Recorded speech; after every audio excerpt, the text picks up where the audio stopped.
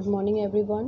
This is the second video of chapter 5, lines and angles, and exercise 5.1.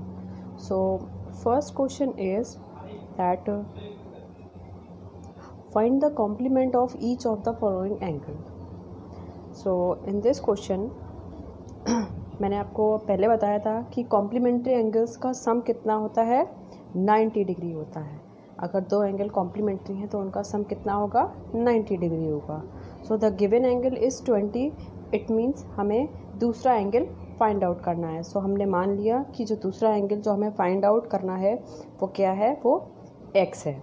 अब x मानने के बाद क्या होना चाहिए, उन दोनों एंगल्स का सम means x + 20 should give us 90 degree. So x plus 20 is equal to 90. So what is x is equal to? X is equal to 90 minus 20. That means हमारा जो कॉम्प्लीमेंट्री एंगल है वो क्या है, 70 डिग्री है. That means complementary angle for the given angle that is 20 is 70 degree. Okay, clear? Now moving on to second part of the same question. It is saying that we have to find out the complementary angle of 63. So we already know that sum of complementary angle is 90. The given angle is 63. So we let us suppose that the complementary angle is x degree. Then x plus 63 is equal to 90. That means x is equal to 90 minus 63 and the answer is 27. Hence the complement of the given angle is 27 degree. Okay, clear? Now moving on to second question. आपको third part इस question का खुद करना है, find out करना है. ठीक है. अब सेकेंड क्वेश्चन है find the solution find the supplement of each of the following angle. अभी तक हमने क्या निकाला था, अभी तक हमने कॉम्प्लीमेंट्री एंगल निकाला था. अब हम सप्लीमेंट्री एंगल निकालना है. सप्लीमेंट्री एंगल्स का ऐड हमें पता है कितना होता है, 180 डिग्रीज होता है. ये देखिए मैंने लिखा भी है, two angles that are said to be supplementary if the sum of their measurement is 180 degree. ठीक है. So the given angle is 150. then we will suppose that the supplementary angle will be x. so x plus 105 कितना होना चाहिए, 180 degree होना चाहिए. so x की value find out करने के लिए हम क्या करेंगे, ट्रांसपोज कर देंगे 105 को लेफ्ट हैंड साइड में. so x will give us 180 minus 105 degree 105 degree. so x is equal to 75 is the answer. In that way we can say that 75 degree is the supplementary angle of 105 degrees. Okay. Now moving on to next question. The next question is third question. Identify which of the following pair of angles are complementary and which are supplementary. अभी यहाँ पे आपको दो angles दिए हैं, आपको find out करना है. तो हम क्या करेंगे, सबसे पहले इन दोनों एंगल्स का सम निकालेंगे. If the sum is equal to 90 degree that means they both are complementary angle. And if the sum is 180 degree that means they both are supplementary angle.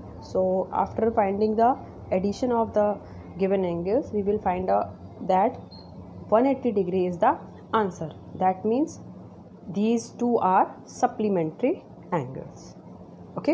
अगर इनका सम 90 होता तो ये कॉम्प्लीमेंट्री एंगल्स होते. Now move to the fourth part of the same question. बीच के second और third part आपको खुद करना है. ठीक है. फोर्थ पार्ट में आपको दिया है 130 एंड 50 डिग्री. सो सोल्यूशन ये है कि हमें इनका एंगल का सम निकालना है. So sum is 130 + 50 is equal to 180 degree. So अगर 180 डिग्री सम होता है तो वो क्या क्या होते हैं, सप्लीमेंट्री एंगल कहलाते हैं. दैट मीन्स 130 एंड 50 क्या हुए, सप्लीमेंट्री एंगल्स हुए. ठीक है. चलिए आगे बढ़ते हैं. Next is fourth question. Find the angle which is equal to its complement.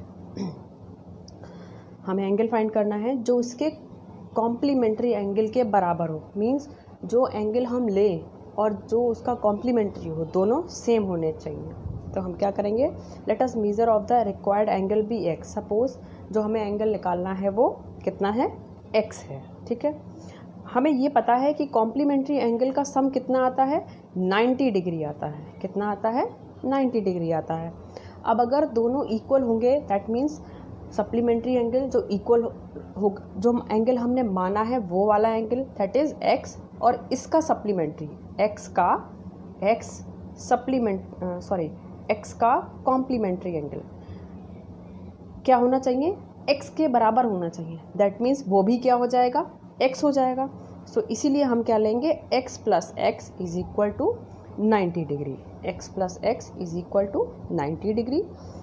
1x and 1x मिलके हो जाएंगे 2x is equal to 90 degree.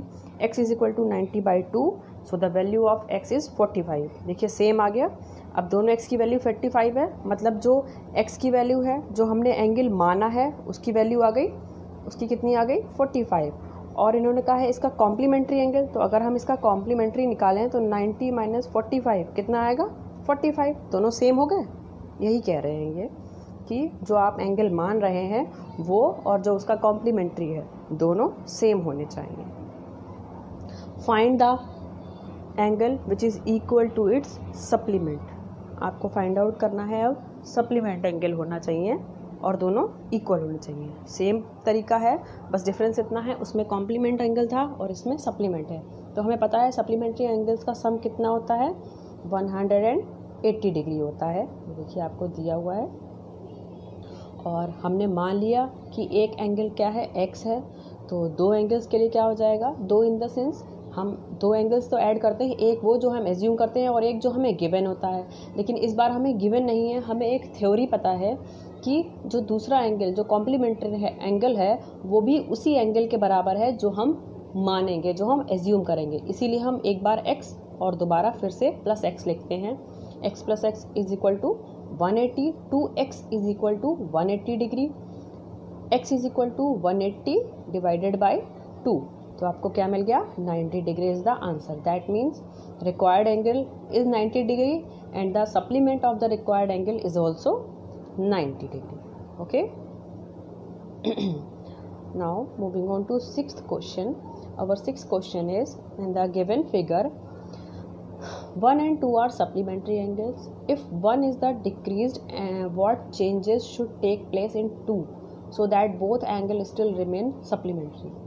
ये कह रहे हैं कि 1 और 2 जो है वो सप्लीमेंट्री एंगल्स हैं। सप्लीमेंट्री एंगल्स का हमें पता है एडिशन कितना होता है, 180 डिग्री होता है, ठीक है।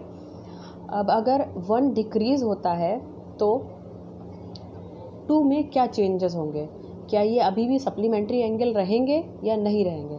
तो सीधी सी बात है, अगर 1 डिक्रीज़ होगा, सपोज़ देखिए जैसे अभी आपको 1 जो दिया है वो ये है और 2 ये है, ठीक है। अब अगर मैं 1 को सपोज़ ये यहाँ से 1 कर दूँ तो 1 ये और 2 ये हो जाएगा। दैट मीन्स अब 1 डिक्रीज़ हो रहा है लेकिन 2 क्या हो रहा है, इंक्रीज़ हो रहा है। ऐसे ही अगर मैं 1 को और कम कर दूँ तो देखिए यहाँ से अगर मैं एक रे खींचूँ तो ये अब ये 1 और कम हो गया और 2 और ज़्यादा हो गया। लेकिन ये रहेंगे क्या, ये रहेंगे 180 ही, ये बनाएंगे आपस में मिलके 180 ही। That means they still will remain supplementary angle, ठीक है।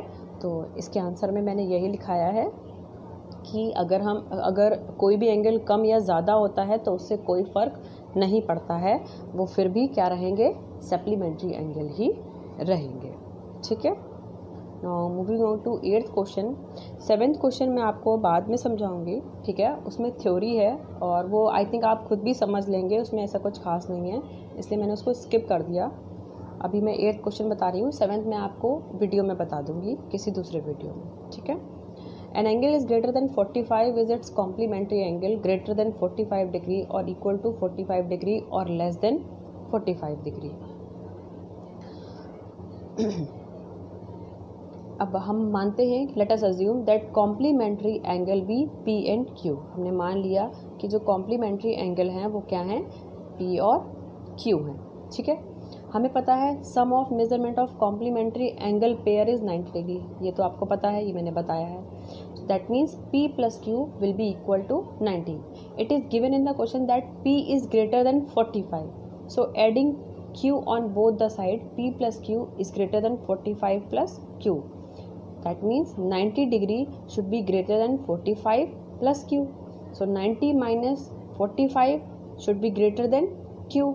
That means q should be less than 45 degree.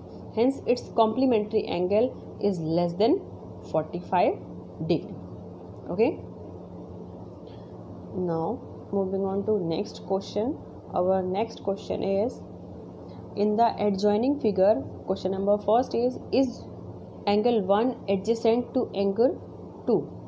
मैंने आपको क्या बताया था, एडजेसेंट एंगल कौन से होते हैं? एडजेसेंट एंगल्स वो होते हैं जिनका वर्टेक्स कॉमन होता है और एक रे भी कॉमन होती है. तो यहाँ पर हम देख सकते हैं कि एंगल 1 क्या है, ये है, और एंगल 2 क्या है, ये है. अब हम देख सकते हैं कि 1 और 2 में एक रे कॉमन है जिसका नाम है OC और एक वर्टेक्स कॉमन है जिसका नाम है O. That means yes they are adjacent angles. और दो नॉन कॉमन आर्म हैं जिनका नाम है OA एंड OE. ये तीनों ही सिचुएशंस को सेटिस्फाई कर रहा है. इसका मतलब ये दोनों एंगल क्या हैं, एडजेसेंट एंगल्स हैं.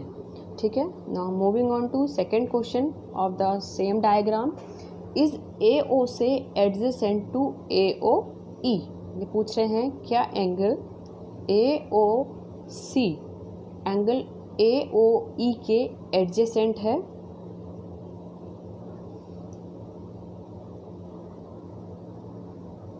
So once again let me scroll it.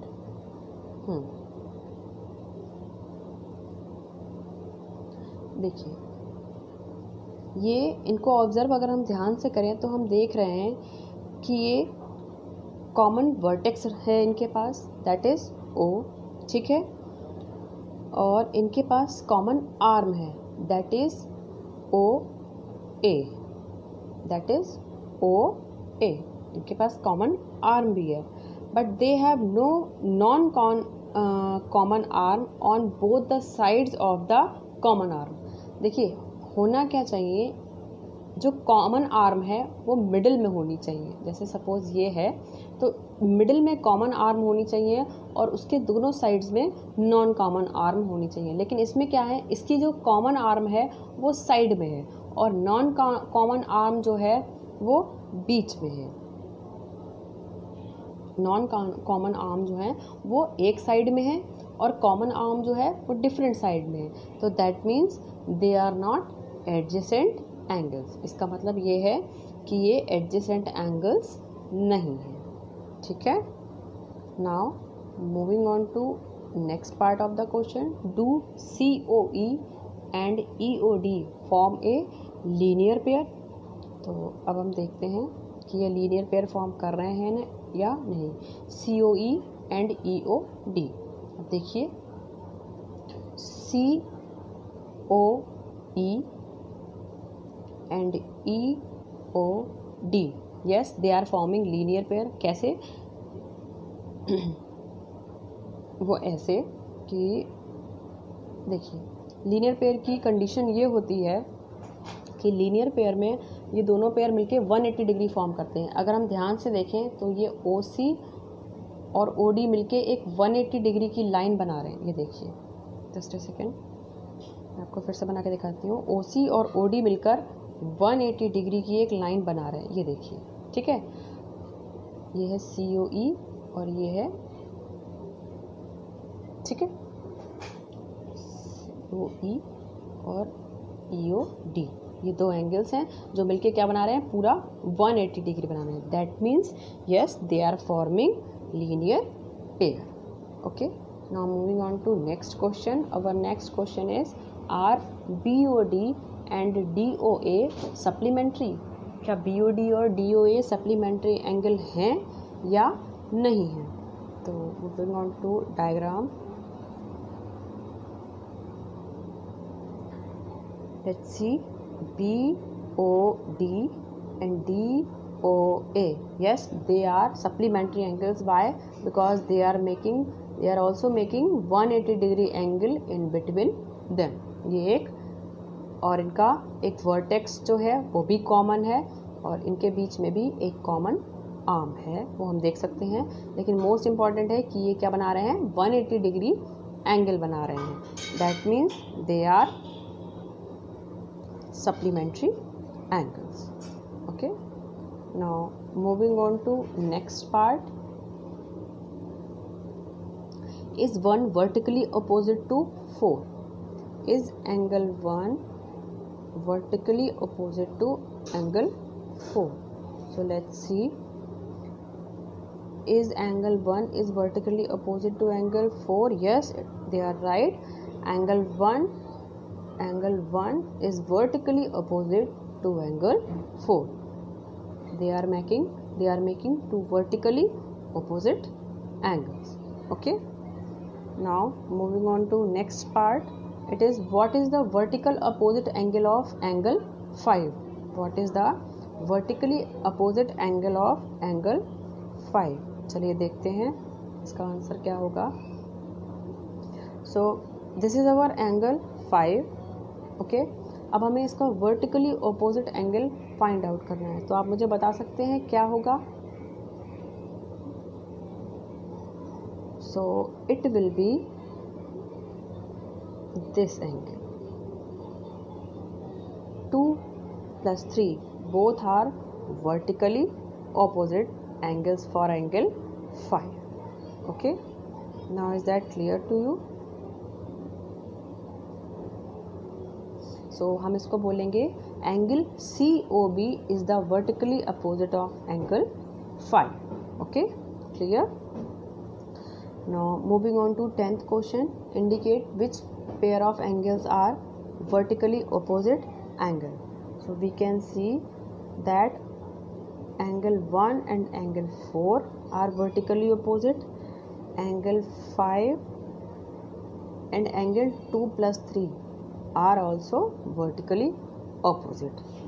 Okay, now moving on to next part, linear pair हमें बताने हैं। इसी डायग्राम में, सेम डायग्राम में लीनियर पेयर कौन कौन से हैं। सो लीनियर पेयर हैं हमारे, देखिए लीनियर पेयर मीन्स जिनके बीच में 180 डिग्री का एंगल होना चाहिए, एक कॉमन वर्टेक्स होना चाहिए, दो नॉन कॉमन आर्म होनी चाहिए जो कि एक दूसरे से ऑपोजिट साइड में हो।